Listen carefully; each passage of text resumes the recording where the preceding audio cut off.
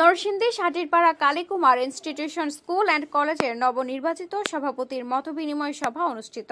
নরসিংদী থেকে মেহেদী হাসানের তথ্য ভিডিও চিত্রে বিস্তারিত। Satirpara Kalikumar institution school and কলেজের নবনির্বাচিত সভাপতি মোহাম্মদ ইলিয়াস আলী ভূঁইয়ার সাথে কলেজের অধ্যক্ষ, অভিভাবক ও সকল কর্মচারীবৃন্দের উপস্থিতিতে মতবিনিময় সভা অনুষ্ঠিত হয়েছে।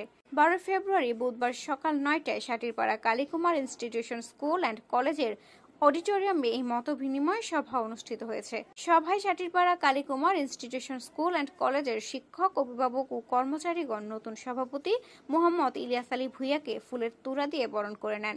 মতবিনিময় সভায় উপস্থিত ছিলেন Satirpara Kalikumar institution school and কলেজের অধ্যক্ষ মোহাম্মদ আবু তালেব, সহকারী প্রধান শিক্ষক দেবপ্রসাদ সাহা, মোহাম্মদ রাশিদুল হক, উদয়শঙ্কর পাল, তপন কুমার আচার্য, আল আমিন পাঠান, জসিম উদ্দিন, আব্দুল কাদের খান, অভিভাবক প্রতিনিধি মোহাম্মদ নজরুল ইসলাম, নাবিল তাহসিন ও শিক্ষক প্রতিনিধি আশরাফ মাহমুদ।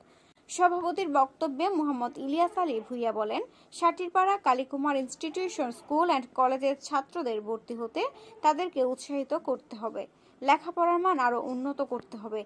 আগামীতে Satirpara Kalikumar institution school and কলেজের ভালো ফলাফলের সুনাম অক্ষুণ্ণ রাখতে এই কলেজের ছাত্রদের ভর্তির ব্যাপারে সবাইকে ঐক্যবদ্ধ হয়ে কাজ করতে হবে। তিনি আগামীতে Satirpara Kalikumar institution school and কলেজের বার্ষিক উন্নয়নের ব্যাপারে সর্বাত্মক সহযোগিতা করার আশ্বাস দেন।